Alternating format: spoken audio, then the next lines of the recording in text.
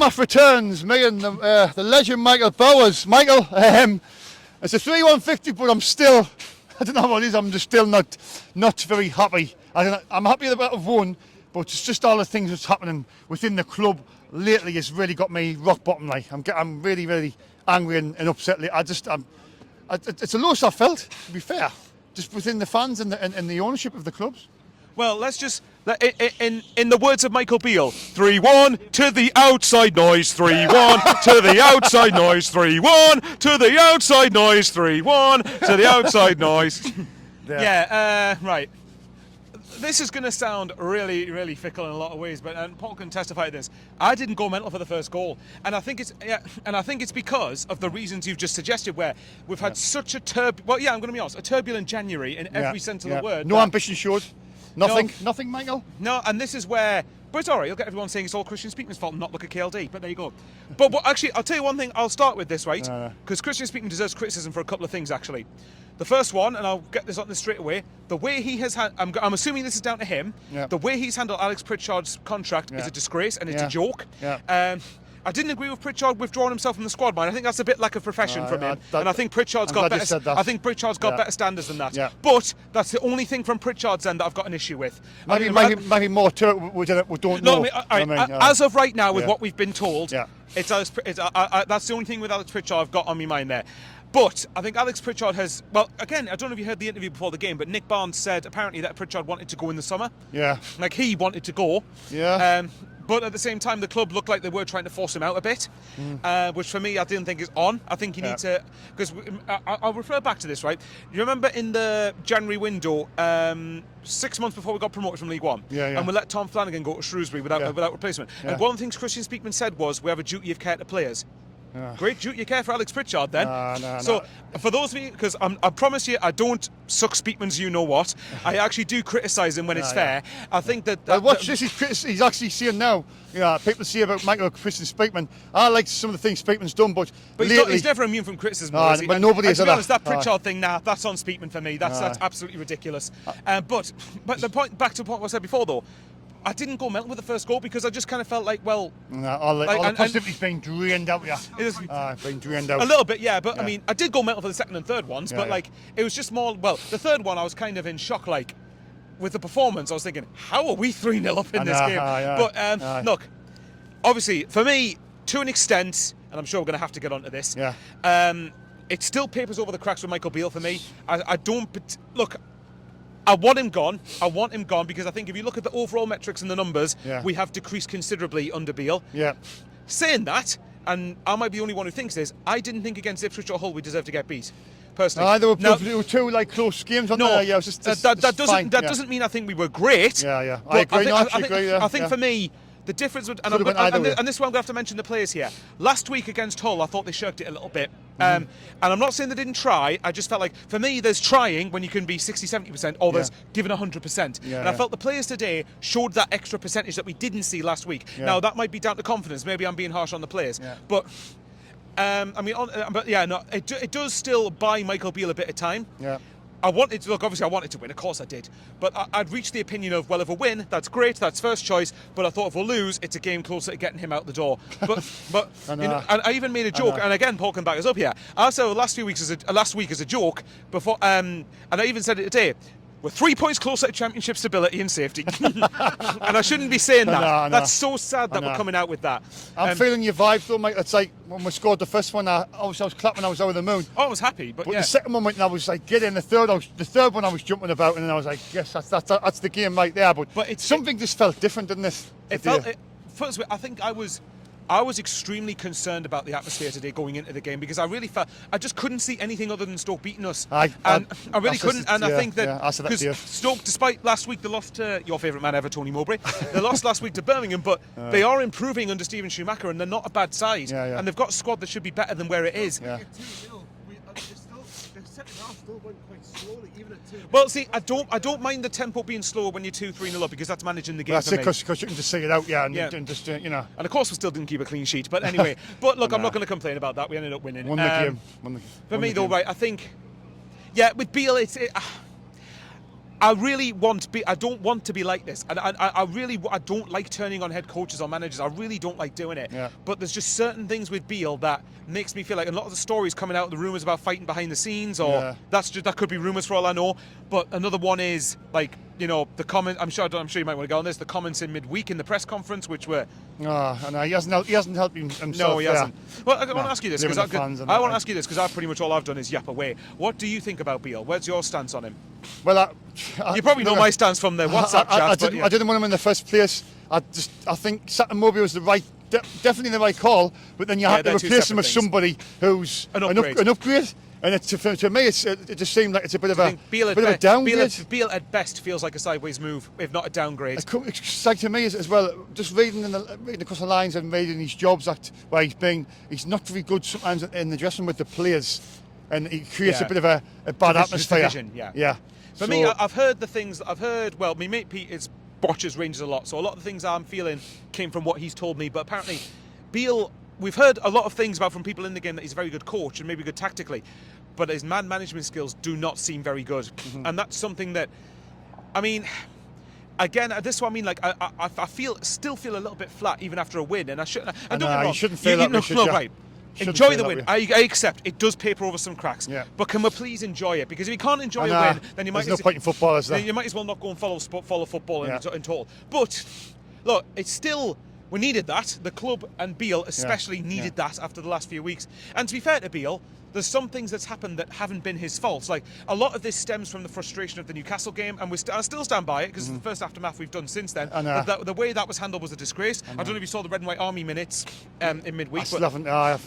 Basically, long story short, I can sum it up for you. The opening statement was basically the Red and White Army saying we've had enough of being taken for granted. We've had enough of like that stadium needing work and not being attended to. We've had enough of one quote was. We had enough of a customer service thing that would make League Two clubs blush. Oh God! I'm not. That's more verbatim. That's more or less what they said. Yeah, our off the pitch customer service side of things, I stand by it as a joke, and that's still something that needs to improve. I'm not being funny. Yeah, exactly. Well, look, we've got a huge supporter base, one of the biggest in the country, and I stand by it. We are one of the biggest clubs in the country. We've got to stop acting so tin pot off the pitch. Another thing as well, and you'll find this interesting. A couple of the guys who were, I don't think they were with Red and White Army, I can't remember, but a couple of the fans, two of them said they rang across the customer service phone line for every single club in the EFL. There was only one club that didn't answer. Oh, God. Sunderland. I wonder who that was. Now, I'm not being funny, right? And this is where I keep on saying Speakman is not at fault for these particular things. This is on KLD. This is on KLD and Steve Davison, and how the hell he's still in the job, by the way, I have no idea. But... Look, and by the way, look, right, if I'm going to argue about Christian Speakman, Steve Davison answers to the man above him, KLD. That's fine. But at least between the two of them, Christian Speakman, and he's got some things drastically wrong recently, but Christian Speakman, on the whole, more times than not, has proven some level of competence. Davison hasn't, not in my opinion. Unless there's something that comes out that I don't know about. But look, so at the end of the day, a lot of the club has got to stop penny pinching with things. We've got to, and I've said all along, and I think you might agree with me on this. I don't mind the fact that the club is watching what it spends to a degree. We don't want what happened last time to happen again. We want to make sure that we are managing ourselves correctly. But we've gone so far the other way that we're not willing to spend anything. You spend within your means. Exactly. Right, but. So I mean, not just phone the. Well, you can't do it now, Mike. Anyway, FFP, you'll just get spend strategically. Yes, that's the way to put it. Spend strategically. But but a lot of the off the pitch stuff, I don't think counts towards financial fair play. I might be wrong, but I don't think it does. Red White Army! But off the pitch, we are still a disgrace. We are still acting in a way that makes us tin pot compared to Hartlepool, South Seals and Gateshead. I would not be surprised if those three clubs are ran better than we are off the pitch. It's a shambles. And by the way, the fans on that point, keep mentioning it. Keep talking about it, because we can't accept shite standards. Sorry, if I'm we can't accept shite standards, especially off the pitch. As far as on it, go on. I just want to quickly say, I haven't even mentioned this. A lot of fans, Newcastle fans, asked us why I didn't do any interviews. Well, I was here for the Newcastle Of course game, it was Newcastle fans who asked which that. Everybody knew I was here, but I just felt it wasn't the right thing to do for the Newcastle fans to have a laugh at us, basically, Michael. That's what it would have been about interviewing the Sunderland fans. We got beat 3-0. For all of them just to laugh and say this, that and the other. Can I just point out reasons why I didn't do Sunderland Association Football Club fan reactions. That is not how to not roll over for your rivals. Yep. There you go. Exactly.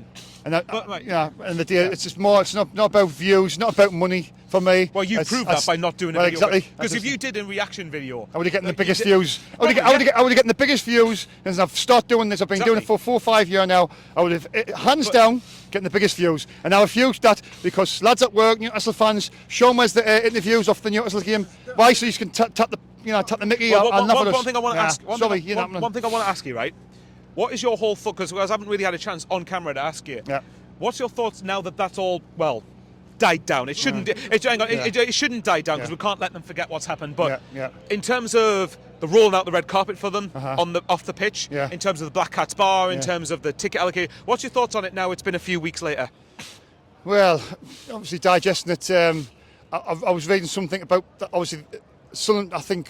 I don't know if it's true. Refused. Because Newcastle wanted the full allocation, and Sunderland refused. Yeah. Refused. Newcastle the 6,000 at first, but then the FA come in and says, look, you've got to adhere to the rules, which is 15% of the your capacity of your stadium. So they basically forced that, and then we just sort of had to. For me, right, there's one inconsistency with that though: the police. That's what I'm saying. That doesn't make sense to me. How can the police? The police stop the police support. can't have wanted 6,000 Newcastle fans. That's what I'm saying. The police stopped in '97 at Roker Park. In '96, they stopped the Geordies coming in, and they stopped us going to St James's. So the police can do anything they want. Yeah. Just stuff what the FA says. Do you know what I mean? Right. Times obviously are different to that point, but like it's a different time period now to what it was then. But I don't know. To be honest, a lot of the things the club comes out with, I don't believe anymore. No. If I'm being told, especially when it comes to KLD and Steve Davison. Yeah. Look, Squishy speaking, I understand why some people don't like some of the things he comes out with, but I'm not bothered about that because I think for me there has been parts where he has actually delivered, even if some fans don't want to admit it. But do you think KLD sort of, push him under the bus, really? Speaking in a sense. Well, and to be fair, and maybe Steve Davison, because basically a lot of the minutes from the club side of things was basically, we could have considered this, we could have done that, we need to do better, could have done this. That's basically more or less what people at the club were saying. Yeah. Now, the problem I've got with that is, and obviously, Shaun, don't just take me word for it, you can read the minutes if you want, but for me, we've heard that way too many times. I'm sick to death of hearing, we need to do better than this. Well, there's a little thing called use your brain and do better. Like, actually do it. Look. Yeah, absolutely, but there's things that... there's Joanne and Nick. Hey! But look, like, there's things that we simply have to be better at. The standards for me on and off the... Well, not so much on it, but... Not as much, but off the pitch in particular, have been so tin pot, to be quite frankly. Yeah. Like I said, with all due respect to them, we're not Accrington and Stanley. We're Sunderland. Yeah. I know we have to cut our cloth. I know we've got to watch what we spend. But can we please not do it to the? Can we please not do it to the point where it's like going? That the stadium makeover will cost like £500. No, it's £499.99 too many. And I'm joking, it shouldn't be that way. Yeah. So. I read a lot of what the minutes were saying. I read a lot of what the minutes said, but at the end of the day, I'm sick to death in the minutes of the club going, we need to be better, we need to be do this, that, and the other. Well, do it then. Like, don't just say you need to do it and then not do anything. Do it. That's it, Michael. Action speaks louder than words, man. Yeah? As far as the game goes, look, it's still to some degree papers over the cracks with Beale for me, but I want him to make me look like a mug, or more than I normally do, and actually win me over and win fans over. Yeah. I mean, what do you think? I mean, quickly with the comments that Beale put out with the outside noise and sort of the snarky, condescending sort of thing. The comments like that are never going to win any people over here. I think when you start doing that towards the fans, that you're sort of clutching at straws, aren't you? Really? Yeah, basically. And he's only been in charge for 8 games. I mean, Christ, I don't even think even someone like Moyes even did something like that directly. That says a lot. He just said win the relegation battle after the first game. Good way to motivate people, isn't it? But yeah, look. Or admitted that he was awful. But yeah, well, that's just my own opinion. But once you start doing that, once you start trying to take on the fans, there's only really one winner. Yeah. So the problem is now he's created such a rod for himself that every time something doesn't go right, that's going to be right back on. And that's going to be Michael Beale and Michael Beale alone. No, at the end of the day, I still think he needs to go. Yeah. But I want him to prove us wrong. Yeah. If he proves us wrong, fair enough. As for the window coming up, still need a couple of signings, lads. But need at least three or four. I'm not as worried by the fact I do believe that we do our due diligence with signings. I do believe that, contrary to what some people want to think, we actually do think hard about signings. But this is where it comes back to the spending thing, because I don't mind the fact that we don't spend as much as what we were throwing money at before. Like, I mean, obviously, and this is not just a dig at Short, but like we were spending £1,000 a month or whatever it was on plastic pop plants or something. I'm glad we don't do that anymore. But my point is, you can't just go so far the other way that you're not spending anything. Like, Kiefer Moore's a prime example, and yeah, we probably won't get him, to be honest, but here's an example. If he's available on, I don't think, if Bournemouth somehow made him available for a loan deal, and we go, right, Bournemouth, Sunderland, can you contribute 50% of his wages? Oh, can we contribute 10? Can we contribute 5%? You know, that sounds like us, doesn't it? That's what I mean. We just need to open the checkbook a little bit, because we're not asking to spend a huge amount of money, but spend strategically to a point where we can make the difference. But I mean, I've heard a rumour, and again, I don't know this because Nick's there, and he might prove us wrong here, but I've heard a rumour that the Stewart money went towards funding the summer business. Well, I want to stress that's a rumour. That could be nothing in that. I have no idea. I'm not privy to any information, but no. Yeah, we've won and we sound depressed, don't we? Nah, that's just typical Sunderland, isn't it? But anyway, Michael, thanks for your time. It's always a pleasure, pal. Get this count to 5k, by the way. And thanks very much for people who got me to 5k. It means a lot. Well done, pal. Well done.